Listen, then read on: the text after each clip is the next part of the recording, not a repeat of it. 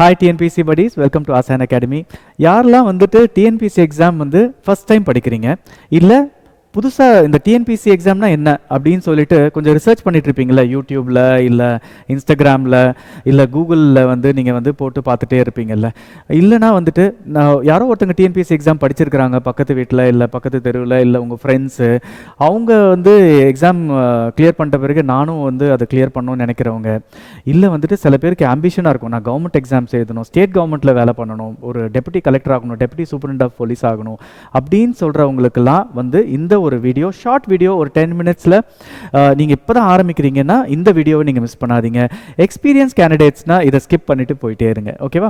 Okay, 6 steps to clear TNPSC exam. Okay, ஒரு ஸ்டெப்பாக நம்ம பார்த்துடலாம். ஓகே, ஸோ என்ன சார் நீங்கள் எப்படி அந்த 6 ஸ்டெப்ஸ் வந்து அரைவ் பண்ணுறீங்க அப்படின்னா, உங்களுக்கு எல்லாருக்குமே தெரியும் இந்த எக்ஸாமில் வந்துட்டு நான் ஒரு state first rank holder. So நான்லாம் என்ன பண்ணேன் அப்படின்றது வந்து நான் உங்களுக்கு வந்து சால்வ் பண்ண சொல்ல போகிறேன். Okay, first step. ஓகே, என்னென்ன இது 6 ஸ்டெப்ஸ்ன்னு பார்த்தீங்கன்னா, ஃபஸ்ட்டு ஸ்டெப்பு எடுத்த உடனே ஸ்டெப் 1 என்னன்னு நான் சொல்கிறேன்னா, அண்டர்ஸ்டாண்டிங் த சிலபஸ். ஓகேவா? Understanding the syllabus. நிறைய பேர் வந்து என்ன பண்ணுறீங்கன்னா, எக்ஸாம் எடுத்த உடனே டைரெக்டாக வந்துட்டு ஓகே எதனா ஒரு கோச்சிங் சென்டர் செய்கிறது, இல்லை எதனா ஒரு யூடியூப் ஃபாலோ பண்ணி அவங்க சொல்கிறத மட்டுமே படிக்கிறது, இதெல்லாமே தாண்டி ஃபர்ஸ்ட் ஆஃப் ஆல் நம்ம என்ன பண்ணணும், டிஎன்பிசி சிலபஸ் வந்து என்னன்னு நம்ம புரிஞ்சுக்கணும். அப்போது அண்டர்ஸ்டாண்டிங் சிலபஸ்னால் நீங்கள் எங்கே போய் பார்ப்பீங்க? இது வந்து tnpc.gov.in அப்படின்ற ஒரு வெப்சைட் இருக்குது. இது கவர்மெண்ட் வெப்சைட்.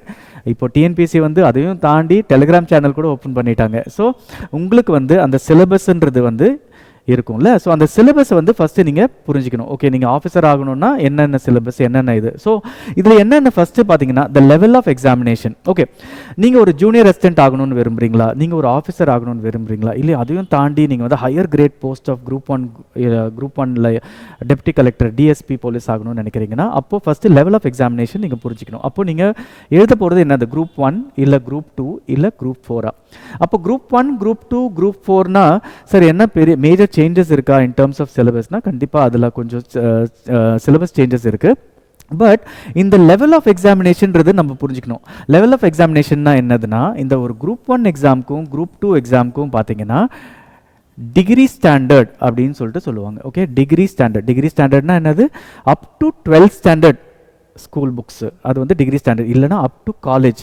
ஓகே, ஒரு காலேஜ் தரத்தில் இருக்கிற ஒரு கொஸ்டின் பேப்பரை எக்ஸ்பெக்ட் பண்ணுங்க அப்படின்னு சொல்லிட்டு எதிர்பாருங்கன்னு சொல்லிட்டு குரூப் 1 இல்லை குரூப் 2.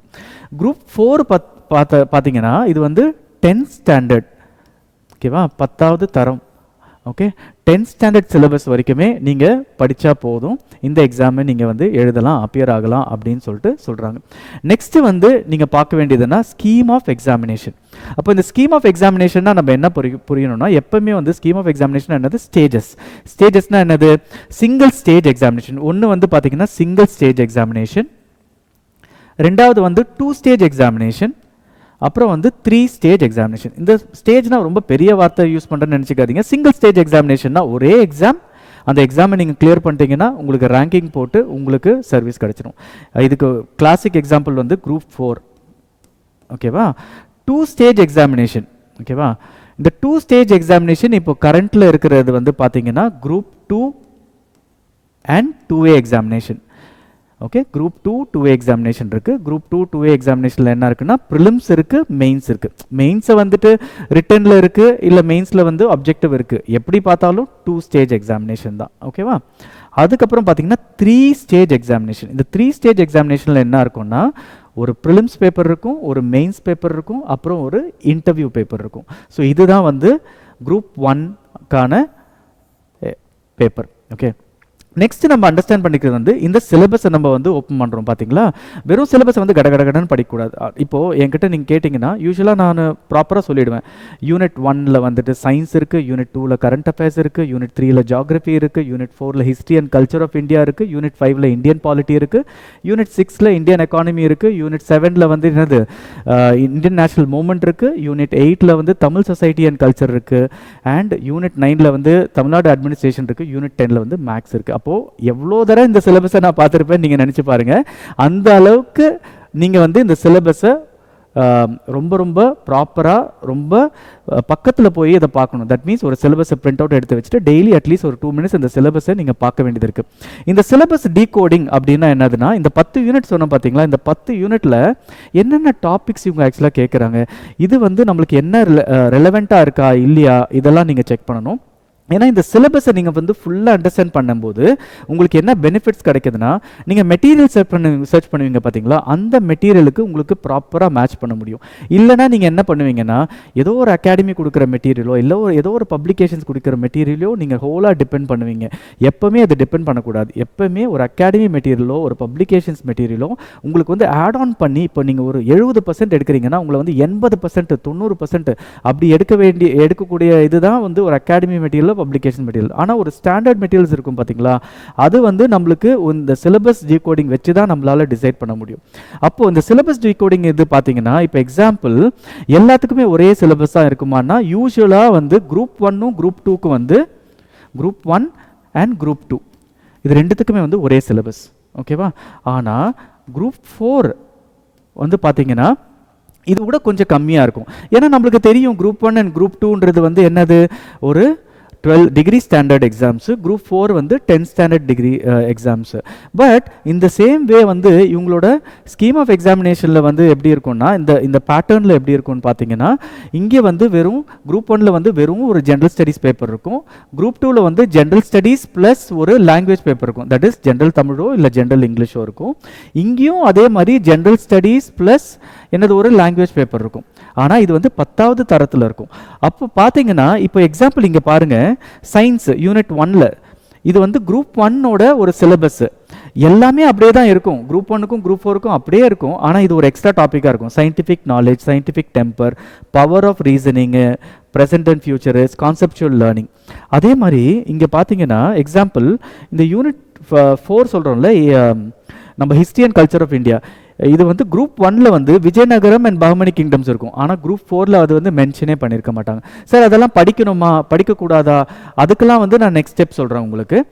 பட் யூஸ்வலாக வந்து சிலபஸை வந்து நம்ம கிளியராக அண்டர்ஸ்டாண்ட் பண்ணிக்கணும். சிலபஸ் அண்டர்ஸ்டாண்ட் பண்ணாமல் நம்ம பாட்டு வந்து அப்படியே ஏதோ ஒரு நம்மளை ரேஸ் போட சொல்லிட்டாங்க, எதுக்கு ஓடுறோன்னே தெரியாது, எதை பேஸ் பண்ணி ஓடுறோம், சரி இந்த ட்ராக் இதுதான் என்னோட ட்ராக்கா அப்படின்னு தெரியாது. இந்த ட்ராக் ரேஸில் ஓடுற ட்ராக் தான் உங்கள் சிலபஸ். புரியுதுங்களா?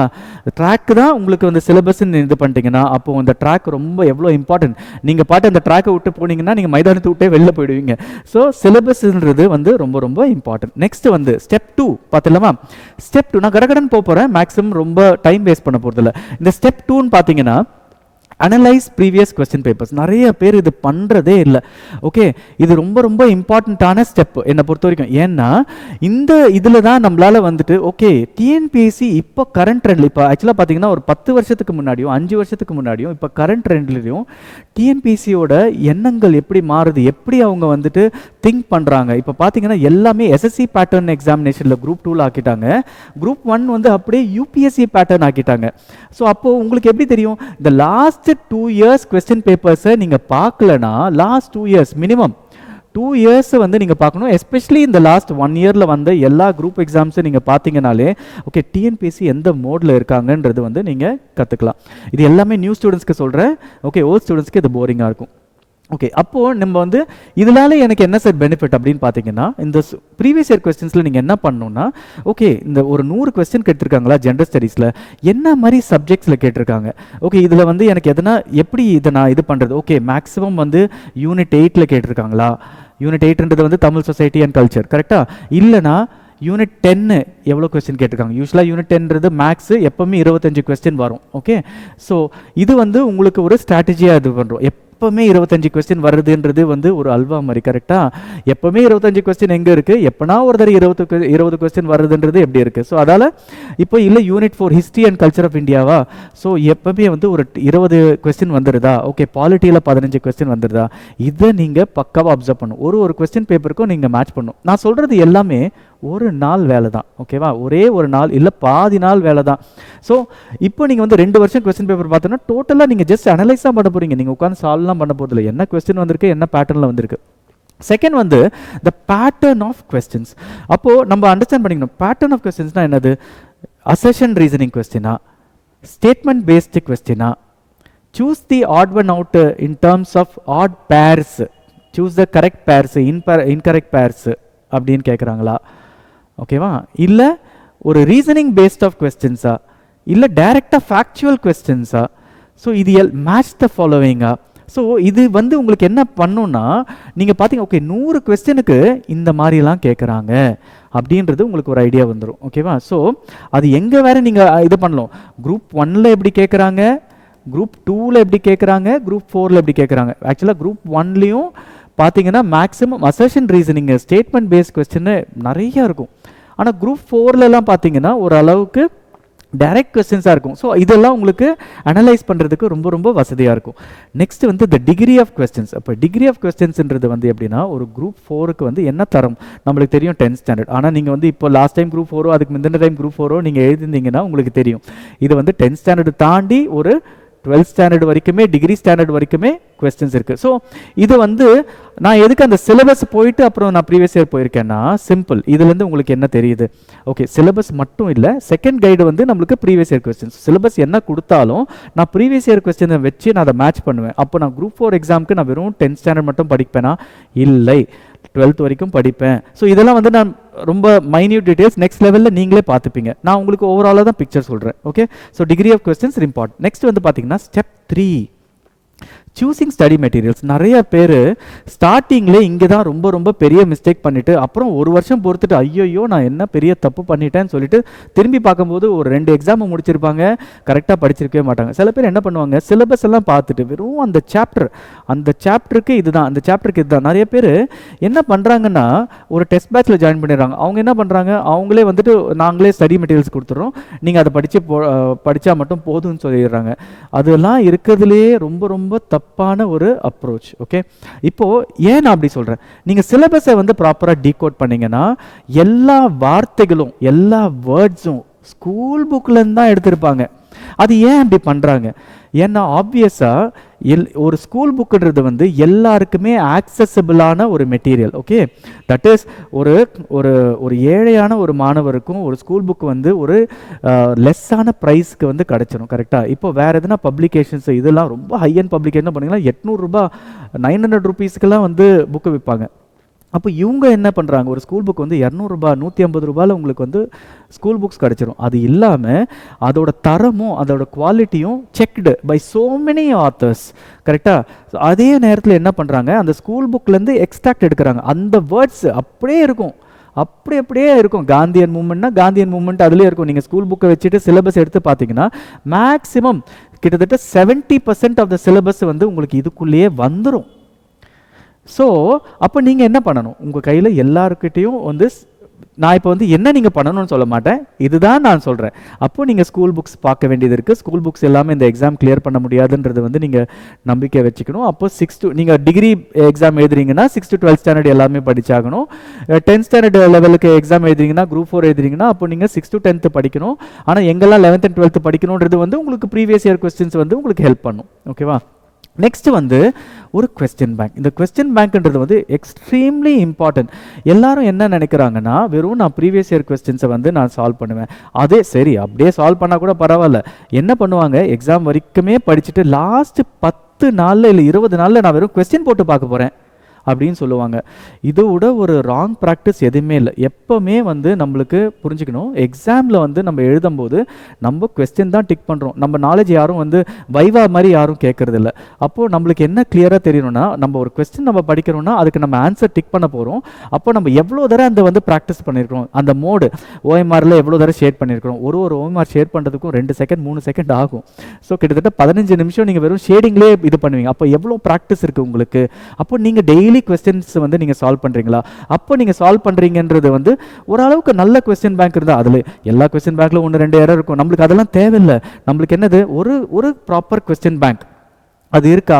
நான் வந்து என்னோட நாலேஜை நான் டெய்லி ஒரு 100 கொஸ்டின் வச்சு சால்வ் பண்ண முடியுதா, இது நீங்கள் பார்த்தாகணும். இதே மாதிரி ஸ்டாண்டர்ட் மெட்டீரியல்ஸ். அப்போது இந்த 70% இருக்குது பார்த்தீங்களா, மிச்சம் 30%க்கு நான் எங்கே போவேன்.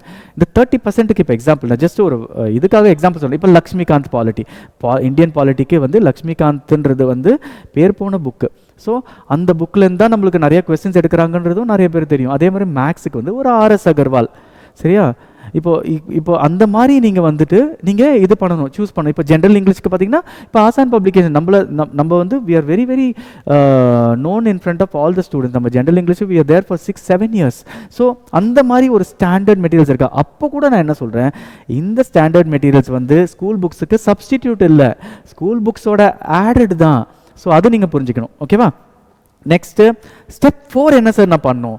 ஓகே, இப்போ உங்களுக்கு என்னது, உங்களுக்கு ஒரு சிலபஸ் என்னன்னு தெரிஞ்சிருச்சு, ட்ராக் என்னன்னு தெரிஞ்சிச்சு, எங்கே ஓடணும்னு தெரிஞ்சிச்சு. அப்போ உங்களுக்கு தேவை என்னது, ஒரு ஸ்டடி பிளான். ஓகே, இந்த ஸ்டடி பிளான்ன்றது வந்து எப்போவுமே அதான் சொல்லுவாங்களே, எதுவுமே பிளான் பண்ணி தான் பண்ணணும், கரெக்டாக? அப்போது ஸ்டடி பிளான்ன்றது ரொம்ப ரொம்ப இம்பார்ட்டன்ட். இந்த ஸ்டடி பிளான் போடுறதுக்கு முன்னாடி நீங்கள் ஃபஸ்ட்டு என்ன அண்டர்ஸ்டாண்ட் பண்ணணும்னா இந்த கால்ஃபேரோட டைம்லைன்ஸ். அப்போது நம்மளோட ஆனுவல் பிளானரை நீங்கள் கரெக்டாக பார்க்கணும். எல்லாருக்குமே ஆனுவல் பிளான் தான் என்ன தெரியும், யாரோ ஒருத்தவங்க சொல்கிறத வச்சுட்டு, ஏதோ ஒரு அகாடமியில் ஏதோ ஒரு யூடியூப் சொல்கிறத வச்சுட்டு, இப்போ நாங்களே சொல்கிறத வச்சுட்டு நீங்கள் டிசைட் பண்ணக்கூடாது. ஆனுவல் பிளானரை பார்க்கணும். எப்போ எக்ஸாம்ஸ் வருது, அப்போ ஜூனில் வந்து குரூப் 1 வருது, ஜூலையில் வந்துட்டு குரூப் 4 வருது, செப்டம்பரில் வந்துட்டு உங்களுக்கு என்ன வருது, குரூப் 2A வருது. அப்போது நான் இப்படி படித்தா என்னால் வந்து இந்த எக்ஸாமுக்கு நான் கிளியர் பண்ண முடியும். நீங்கள் எல்லாம் நியூ ஸ்டூடெண்ட்ஸாக இருக்கீங்களா? ஸோ அதை பேஸ் பண்ணி நீங்கள் வந்து அந்த கால்ஃபேரை அனலைஸ் பண்ணணும். நெக்ஸ்ட் வந்து what type of student you are. ரொம்ப ரொம்ப இம்பார்ட்டன்ட் கொஸ்டின்ங்க. What type of student you are அப்படின்னா, are you a full time student? நீங்கள் வந்து ஒரு ஃபுல் டைம் ஸ்டூடெண்ட்டா, நீங்கள் வந்து ஒர்க் கோயிங் ஸ்டூடெண்ட்டா, ஓகேவா, இல்லை பார்ட் டைம் ஸ்டூடெண்ட்டா? ஒர்க் கோயிங் ஸ்டூடெண்ட் இல்லைனா ஒரு ஹோம் மேக்கரா? இது மூணுத்தில் தான் நீங்கள் எங்கன்னா ஒரு இடத்துல ஃபிட் ஆவீங்க, கரெக்டாக? அப்போது ஒரு ஃபுல் டைம் ஸ்டூடெண்ட் இருக்குது. அப்போ நான் எவ்வளோ நேரம் படிப்பேன்? ஓகே, இந்த ஃபுல் டைம் ஸ்டூடெண்ட்ஸ்லாம் சொல்லுவாங்கள்ல, சார் நான் ஒரு 6 hours 8 hours படிக்கிறேன்லாம், அவங்களெல்லாம் மன்னிக்கவே கூடாது என்னை பொறுத்த வரைக்கும். ஏன்னா ஒரு ஃபுல் டைமாக இருக்கிறீங்க, ஓகே, உங்கள் பேரண்ட்ஸ் உங்களுக்காக செலவு பண்ணுறாங்க. அப்போது நீங்கள் எவ்வளோ மணி நேரம் படிக்கணும்? மினிமம் 8 to 10 hours படிக்கணும். 8 hours ரொம்ப கம்மின்னு நான் சொல்லுவேன். 10 hours வரைக்கும் கிளாக் பண்ண முடியும், முடியாது எதுவுமே இல்லை. யாருன்னா உங்களை சொன்னாங்கன்னு வச்சுக்கோங்களேன், கைஸ் 4 hours படிச்சுட்டு இந்த சர்வீஸ் வாங்கலான்னா அவங்க வாங்கிட்டாங்களான்னு நீங்கள் ஃபஸ்ட்டு பாருங்கள். ஓகே, யாரெல்லாம் 4 hours வந்து படித்து சர்வீஸ் வாங்கிட்டு யாருன்னா உங்களை வந்து வழிகாட்டுறாங்களான்னா எனக்கு அவங்க கண்டிப்பாக எனக்கு காமிங்க. ஏன்னா அந்த மாதிரி இருக்க வாய்ப்பே இல்லை. ஏன்னா ப்ரிலிம் ஸ்டேஜ் இருக்குது, மெயின் ஸ்டேஜ் இருக்குது, ரொம்ப காம்ப்ளெக்ஸ். இந்த குரூப் 2A மெயின்ஸு இப்போது எங்கள் கூட படிக்கிறவங்களே சொல்லுவாங்க, சார் 10 மணி நேரம் எங்களை படிக்க வைக்கிறீங்க சார்ன்னு சொல்லுவாங்க. ஆமாம், ஏன்னா நீங்கள் டாப்பில் வரணும்னா அவ்வளோதான் நீங்கள் படிக்கணும். ஸோ அப்போது நீங்கள் ஒரு ஃபுல் டைம் ஸ்டூடெண்ட்டாக. இப்போ ஒர்க் போகிறீங்கன்னா மினிமம் 4 to 6 hours உங்களால் படிக்க முடியுமா? இது எல்லாமே வந்து உங்களோட ஸ்டடி பிளானுக்கு ரொம்ப ரொம்ப இம்பார்ட்டன்ட். ஏன்னா நீங்கள் டெய்லி ஒரு விஷயத்தை கன்சிஸ்டண்ட்டாக நீங்கள் பண்ணணும். ஓகேவா? கன்சிஸ்டண்ட்டாக பண்ணுறதுக்கு நீங்கள் வந்து ஃபிக்ஸ் பண்ணணும். எனக்கு 6 மணி நேரம் இருக்கும், இந்த 6 மணி நேரத்தை நான் இப்படி தான் நான் வந்து செலவழிப்பேன். அப்போ இதுதான் ரொம்ப ரொம்ப ட்ரிக்கி. ஹோம் மேக்கர் எல்லாம் என்ன நினைப்பாங்க, வீட்டில் தானே இருக்காங்க, அவங்களுக்கு என்ன பிரச்சனை, பசங்களை தானே பார்த்துக்கணும், மிச்சம் எல்லா டைமும் வீட்டில் தானே. அவங்களுக்கு தான் இருக்கிறதுலே ரொம்ப ரொம்ப காம்ப்ளிகேட்டடு. ஏன் தெரியுமா? அவங்களால வந்துட்டு ஒரு டைமே ஃபிக்ஸ் பண்ண முடியாது. ஓகே, அவங்களுக்கு மேபி 6 to, என்னை பொறுத்த வரைக்கும் அவங்க மினிமம் 4 to 6 hours படித்தாலே பெரிய விஷயம். ஆனால் எனக்கு தெரிஞ்சு எங்களோட இதில் பேட்ச்லலாம் வந்து அப் டு 8 hours ரொம்ப ஸ்ட்ரெச் பண்ணி படிக்கிறவங்களாம் இருக்காங்க. பசங்களை தூங்க வச்சுட்டு மிட் நைட்லலாம் படிக்கிறவங்களாம் இருக்காங்க. சமைச்சு கொடுத்துட்டு 3 வேளை சமைச்சு கொடுத்துட்டு பண்ணுறவங்களாம் இருக்காங்க. I really admire them. I think ரொம்ப காம்ப்ளிகேட்டட் இவங்கெல்லாம். அவங்களுக்கு ரொம்ப சிச்சுவேஷன் ரொம்ப காம்ப்ளிகேட், ரொம்ப அழுத்தமாக இருக்கும். ஏன்னா அவங்க வந்து அவங்க ஃபேமிலியோட எல்லாரும் சாட்டிஸ்ஃபை பண்ணணும், அவங்க கிட்ஸை சில்ட்ரனை சாட்டிஸ்ஃபை பண்ணணும். அது இல்லாமல் நிறைய பேர் வெளியில் சொல்கிறவங்கெல்லாம் சாட்டிஸ்ஃபை பண்ணணும். இதுக்கப்புறம் அவங்க வந்து ரொம்ப மென்டலி டயர்டாக இருப்பாங்க, அந்த டைமில் உட்காந்து படிக்கிறாங்க. ஸோ இது எல்லாமே வந்துட்டு என்ன டைப் ஆஃப் ஸ்டூடெண்ட் அனலைஸ் பண்ணுங்கள். மினிமம் அப்போ கூட நான் என்ன சொல்கிறேன், 4 to 6 hours மேலே தான் கிளாக் பண்ணணும் நீங்கள். இதுக்கப்புறம் வந்து சப்ஜெக்ட் வைஸ் ப்ரொபோர்ஷனேட் அலோகேஷன் அப்படின்னா என்னென்னா, இப்போ நீங்கள் வந்துட்டு ப்ரீவியஸ் இயர் கொஸ்டின் பார்த்துட்டீங்க, சிலபஸை புரிஞ்சுட்டீங்க. அப்போது டோட்டலாக நான் லெட்ஸே ஒரு 8 hours படிக்கிறேன், இல்லை 10 hours படிக்கிறேன்னு வச்சுக்கோங்களேன். இந்த 10 hours நான் எப்படி பண்ணணும்? ஓகே, நான் வந்து 4 hours வந்து சோஷியல் ஸ்டடீஸ்க்கு பண்ணுவேன். ஓகே, அப்புறம் வந்து ஒரு டெய்லி ஒரு மேக்ஸ் எதனா ஒரு 25 கொஸ்டின் நான் போடுவேன். ஏன்னா இதெல்லாம் நம்ம சிலபஸில் வருது. அப்போ யூனிட் 8க்கு கொஞ்சம் கொஸ்டின் போடுவேன். இது எல்லாமே வந்து நீங்கள் போட வேண்டிய டைம் டேபிள். ஏன் தெரியுமா? நீங்கள் போடணும், யாருமே உங்களுக்கு போடக்கூடாது. நீங்கள் போட்டால் மட்டுமே நீங்கள் தான் அதை அக்செப்ட் பண்ணுவீங்க. ஓகேவா? உங்களால் முடிஞ்சதை நீங்கள் போடுவீங்க, முடியாததை நீங்கள் போட மாட்டீங்க. ஆனால் எப்போவுமே எய்ம் பண்ணுங்கள். 10 hours கிளாக் பண்ணுறதுக்கு எய்ம் பண்ணிங்கன்னா உங்களை யாருமே நிறுத்துறதுக்கு வாய்ப்பே இல்லை. ஸோ நெக்ஸ்ட் ஸ்டெப் வந்து பார்க்கலாம், ஸ்டெப் 5. ஸ்டெப் 5 வந்து ஸ்டடி மெத்தட். ஸோ இந்த ஸ்டடி மெத்தடுன்றது வந்து ரொம்ப ரொம்ப இம்பார்ட்டண்ட்டு. இப்போது நிறைய எங்களோட ஸ்டூடெண்ட்ஸே நாங்கள் வந்து ஒன்று சொல்லுவோம், நான் யூஸ்வலாக இப்போ வந்து 2 ஸ்டடி மெத்தட் இருக்குது, taking notes and highlighting and study. ஓகேவா? உங்களோட டைம் லிமிட்டை பாருங்கள். இப்போ நீங்கள் ஒரு 4 hours to 6 hours தான் உங்களுக்கு வந்து ஒரு நாளைக்கு கிடைக்குதுன்னா, நீங்கள் நோட்ஸ் எடுத்தீங்கன்னா நீங்கள் நினச்சி பாருங்கள். என்னோட ஸ்டூடெண்ட்ஸ் சில பேர் இருந்தால், சார் நான் நோட்ஸ் எடுத்தேன் சார், நான் வந்து ஃபுல்லாக நோட்ஸ் எடுத்தேன், அப்போ தான் எக்ஸாமுக்கு படிக்க முடியும். அப்புறம் நான் என்ன சொல்கிறேன், நீங்கள் நோட்ஸ் எடுக்கிறீங்க, நீங்கள் என்ன புக்கு வைக்க போகிறீங்களா அப்படின்னு கேட்டேன். அவங்க சிரிக்க ஆரம்பிச்சிட்டாங்க. ஏன் சார் நீங்கள் இப்படி கேட்குறீங்க? இருக்கிறதே 4 மணி நேரம் 5 மணி நேரம், அந்த டைமில் நீங்கள் நோட்ஸ் எடுக்கிறீங்க. ஓகேவா? இன்னொன்று புரிஞ்சுக்கோங்க, இப்போ இருக்கிற standard of school text book வந்து ஒரு ஃபுல் பேஜில் வந்து ஃபுல் பேஜும் நோட்ஸ் தான். ஓகே, ஹிஸ்ட்ரியில் எடுத்து பாருங்கள், ஃபுல்லாக ஃபேக்ட்ஸ் தான். ஒரு பேஜில் நீங்கள் மேபி 2 சென்டென்ஸ் எக்ஸாம்பிள் எதனா ஒன்று இருந்ததுன்னா அதை மட்டும் தவிர்க்க முடியும். அப்போ நீங்கள் ஃபுல்லாக எழுதுறதுக்கு நீங்கள் ஒரு புக்கே போட்டு போயிடலாம். ஸோ எப்படி அதுக்கு நோட்ஸ் எடுக்கிறது வந்து தப்புன்னு சொல்லலை. உங்களோட டைம் என்ன இருக்குது, உங்களோட சிச்சுவேஷன் என்ன இருக்குது, அதை பேஸ் பண்ணி நீங்கள் நோட்ஸ் எடுக்கணுமா, ஹைலைட் பண்ணணுமா? என்னை பொறுத்த வரைக்கும் யூஸ்வலாகவே நான் ஃபுல்லாக படித்தது, என்னோட லக்ஷ்மிகாந்த் புக் எடுத்து பார்த்தீங்கன்னா, லக்ஷ்மிகாந்த் சார் எழுதுனதை விட நான் அதிகமாக எழுதிருப்பேன் ஒரு பேஜில். ஸோ நீங்கள் என்னென்ன ஸ்பேஸ் இருக்கோ அங்கே நீங்கள் அண்டர்லைன் பண்ணி அங்கேயே எழுதிக்கோங்க. நீங்கள் ரிவைஸ் பண்ணும்போது கடன்னு பார்த்துட்டு பண்ணிப்பீங்க. உங்களோட ரிவிஷன்றதான் நீங்கள் டெய்லி ஒரு கொஸ்டின் பேங்க்கை எதனா சால்வ் பண்ண போகிறீங்கல்ல, அப்போ நீங்கள் அங்கேயும் ரிவைஸ் பண்ணுறீங்க, இங்கேயும் ரிவைஸ் பண்ணுறீங்க. நோட்ஸ் எல்லாம் எடுத்துகிட்டு இருந்தீங்கன்னா ரொம்ப கஷ்டம். அதுக்குன்னு வந்து உங்களுக்கு சில சப்ஜெக்ட்ஸ் ரொம்ப டிஃபிகல்ட்டாக இருக்கும். அந்த மாதிரி சப்ஜெக்ட் வேணால் நீங்கள் வந்து நோட்ஸ் எடுத்துக்கோங்க. ஓகேவா? நெக்ஸ்ட் வந்து பார்த்தீங்கன்னா, இது ரொம்ப important. No use of just keeping on reading. நீங்கள் ஃபுல்லாக படிச்சுட்டே போனீங்கன்னா படிச்சுட்டே போவீங்க, லைஃப் ஃபுல்லாக படிச்சுட்டே போவீங்க. அது நோ யூஸ். ஏன்னா எக்ஸாம் வரும்போது நீங்கள் உங்களால் அது வந்து ரீகலெக்ட் பண்ண முடியுதா, உங்களோட ரிசர்வ் மெமரியில் இருக்கா இல்லையா, அது எப்படி வரும்? Read, revise, recollect. எப்படி வந்து நீங்கள் இப்போ நான் டக்குன்னு கேட்கும்போது 2+2 என்னன்னு சொல்கிறீங்க, நீங்கள் யோசிக்காமல் 4ன்னு சொல்கிறீங்க. ஏன்னா நீங்கள் சின்ன வயசுலேருந்து 2nd ஸ்டாண்டர்டில் 3rd ஸ்டாண்டர்டில் 4th ஸ்டாண்டர்டில் LKGலேருந்து நீங்கள் அதை ஒரு தடவையும் நீங்கள் ஒரு தடவை எங்கன்னா ரீகால் பண்ணியிருப்பீங்க. அப்போது நீங்கள் இங்கே பண்ண வேண்டியதெல்லாம் just read, revise and recollect strategy. அப்படின்னா வாரத்துக்கு ஒரு தடவை அட்லீஸ்ட் நீங்கள் படித்ததை ஒரு தடவை அட்லீஸ்ட் பார்த்துணும், இல்லைனா 15 டேஸ்க்கு ஒரு தடவை நீங்கள் பார்த்துணும். என்ன தான் படித்தேன் நான் இந்த 15 நாள், அதுக்குன்னு ஒரு அரை நாள் ஒதுக்கிட்டு கடன்னு ஒரு தடவை பார்க்கணும். ஓகே, ரொம்ப ரொம்ப important. So last step, 6th step. Okay, நான் ஏன் பார்த்தீங்கன்னா இந்த லாஸ்ட் ஸ்டெப்பில் தான் நான் வந்து ஒரு அகாடமி ரோலோ ஒரு மென்டரோ இல்லை ஒரு கைடோ நான் எடுத்துகிட்டே வரேன். ஏன்னா இதுக்கு முன்னாடி நீங்கள் வந்து ரொம்ப கிளியராக இருக்கணும். எங்கன்னா நீங்கள் ஜாயின் பண்ணுறதுக்கு முன்னாடியோ இல்லை எங்கன்னா வந்து உங்களுக்கு கைடன்ஸ் கொடுக்கணும். இல்லை ஒருத்தவங்க இருக்காங்க பார்த்தீங்களா, இப்போது உங்களுக்கு நான் கைடாக இருக்கிறேன், உங்களுக்கு மென்டராக இருக்கேன்னா ஃபஸ்ட்டு அவங்க சக்ஸஸ்ஃபுல்லாக இருக்காங்களா, அவங்களுக்கு வந்து அந்த கெப்பாசிட்டியில் இருந்திருக்காங்களா, அவங்க அந்த எக்ஸாம் எழுதி கிளியர் பண்ணியிருக்காங்களா, இது எல்லாமே நீங்கள் பார்க்கணும். இல்லை ஒரு அகாடமியில் இது பண்ணுறீங்கன்னா அதுக்கு முன்னாடி அந்த 5 ஸ்டெப்பும் நீங்கள் பார்த்துருக்கணும், உங்களுக்கு தெரியணும். ஓகே, அப்போ தான் உங்களுக்கும் தெரியும் அந்த அகாடமியில் கரெக்டாக போகிறாங்களா இல்லையா, உங்களுக்கு அந்த பேசிக் கான்செப்ட் தெரியும். ஒரு 6 மாதம் ஒரு கோர்ஸை முடிச்சுட்டு அதுக்கப்புறம் ஐயோ என்னடா பண்ணேன், திருப்பியும் வேறு அகாடமி மாற்றுறது, இல்லை வேறு இது மாற்றுறது, வேறு யூடியூப் சேனல் மாற்றுறது, இது நீங்கள் பண்ணக்கூடாது. உங்களுக்கு வந்து இருக்கணும். இந்த ப்ரோக்ரஸ் செக்கில் வந்து என்ன ரோல் ஆஃப் அகாடமி இது பார்த்தீங்கன்னா, உங்களுக்கு வழி நடத்தாமல் போகிறது மட்டுமே இல்லை, உங்களுக்கு வந்து என்னென்ன இம்பார்ட்டண்ட் ஏரியாஸ் வந்து ஒரு கிளாஸ் நடத்துகிறாங்களோ இல்லை டெஸ்ட் நடத்துகிறாங்களோ, இந்த டெஸ்ட் பேட்சஸ் ரொம்ப ரொம்ப இம்பார்ட்டண்ட். இதுதான் நான் சொல்லுவேன், நீங்கள் படித்தது மட்டுமே இம்பார்ட்டன்ட் இல்லை, நிறைய டெஸ்ட்டு போடணும், எக்கச்சக்க டெஸ்ட்டு போடணும். நான்லாம் எக்ஸாமுக்கு படிக்கும்போது கிட்டத்தட்ட 100 கொஸ்டின் டெய்லி போட்டுகிட்டே இருப்பேன். எல்லா டெஸ்ட்டும் உட்காந்து அட்டன் பண்ணுவேன். நான் சின்சியராக அட்டன் பண்ணுவேன், ஒரு டெஸ்ட்டு கூட மிஸ் பண்ண மாட்டேன். ஒரு வருஷத்துக்கே நீங்கள் பண்ணிங்கன்னா 100 கொஸ்டின் பண்ணிங்கன்னா 36,000 கொஸ்டின் நீங்கள் பண்ணுவீங்க. அதை தாண்டி யாருமே உங்களுக்கு கொஸ்டின் வந்து செட் பண்ண முடியாது. ஒரு நியூ ஸ்டூடெண்ட்டாக இருந்தால் அதை புரிஞ்சுக்கோங்க. Read, revise, recollect. ஃபஸ்ட் என்னது, ஃபஸ்ட்டு நீங்கள் ஆரம்பிக்கும் போது understand the syllabus, then understand the materials, understand என்ன நீங்கள் உங்களோட ஸ்டடி பிளான் என்னது, அப்புறம் என்னென்ன ப்ரோக்ரஸ் செக்கு உங்களுக்கு இது தேவையா, do you need a role of an academy, இல்லை அந்த 5 ஸ்டெப்போட என்னால் பண்ணிக்க முடியும்னா அதுவும் well and good. You don't need an academy all the time. ஆனால் உங்களுக்கு வந்து ஒரு மோட்டிவேஷனாக இருக்குமா, ஒரு 10 ஸ்டூடெண்ட் கூட சேர்ந்து படிக்கணுமா, உங்களோட ரேங்க் என்னன்னு தெரியணுமா, இது எல்லாமே வந்துட்டு 6th ஸ்டெப்பு. உங்களுக்கு வந்து இது இம்பார்ட்டண்ட்டாக இருந்ததுன்னா, அண்ட் இஃப் யூ ஃபீல் இந்த வீடியோ உங்களுக்கு ரொம்ப ரொம்ப எனக்கு தெரிஞ்சு ரொம்ப யூஸ்ஃபுல்லாக இருந்திருக்கும். ஒரு புது ஸ்டூடெண்ட்டுக்கு கன்ஃபார்மாக இது வந்து யூஸ்ஃபுல்லாக இருந்திருக்கும். நான் வந்து உங்களுக்கு எங்கேருந்து போய் படிக்கணும், எப்படி படிக்கணும், இது எல்லாமே நான் உங்களுக்கு எதுவுமே சொல்லலை. நெக்ஸ்ட்டு ஒரு வீடியோவில் வந்து நான் உங்களுக்கு என்னென்ன சேலஞ்சஸ் இருக்கும், இல்லை நான் படிக்கும்போது என்னோட எக்ஸ்பீரியன்ஸஸ் ஒரு வீடியோவில் உங்களுக்கு நான் வந்து ஜென்ரல் வீடியோஸ் எல்லாமே நான் போட போகிறேன். அதில் வந்து நீங்கள் வந்து முடிஞ்ச அளவுக்கு நீங்கள் எடுத்துக்கோங்க வாட் எவர் நியூஸ். அண்ட் உங்களுக்கு எதனா ஒரு கொஸ்டின் இருந்தாலோ கன்ஸ்ட்ரக்டிவ் கொஸ்டின்ஸ் இருந்தால் கண்டிப்பாக போடுங்க யூடியூப்பில். உங்களுக்கு நான் இல்லை இன்ஸ்டாகிராமில் உங்களுக்கு நான் மேக்ஸிமம் நான் உங்களுக்கு ரெஸ்பாண்ட் பண்ணிடுறேன். பட் இந்த 6 ஸ்டெப்பு ஞாபகம் வச்சுக்கோங்க. புது ஸ்டூடெண்ட்ஸுக்கு மட்டுமே இதை சொல்கிறேன். 6 ஸ்டெப்பு ஞாபகம் வச்சுக்கோங்க. இந்த 6 step will make wonders for you. இது வரைக்குமே சில பேர் வந்துட்டு அலமோதிட்டே இருந்தீங்கன்னு வச்சுக்கோங்களேன். ஒரு 3 மாதமாக இப்போ தான் இருக்கிறீங்க, படிக்கிறீங்க, என்ன பண்ணுறதுன்னு தெரியலனா கூட இந்த 6 ஸ்டெப்பை பாருங்கள். இந்த 6 ஸ்டெப்பை வச்சு நீங்களே செல்ஃப் கைட் பண்ணிக்கோங்க. டிஎன்பிஎஸ்சி வெப்சைட் போங்க, tntextbook.com tntextbook.com போங்க, அங்கே வந்து உங்களுக்கு எல்லா மெட்டீரியல்ஸ் அவைலபிளாக இருக்குது. ஸோ எல்லாமே உங்களுக்கு வந்து முன்ன மாதிரி இல்லைங்க. நாங்கள்லாம் படிக்கும்போது எங்கே படிக்கிறதுனே தெரியாது, இப்போ எல்லாமே ஆன்லைனில் இருக்குது. ஓகேவா? ஸோ அதால் very very clear and follow our Asan Academy channel. We are always there to help you and guide you. Wish you all the best.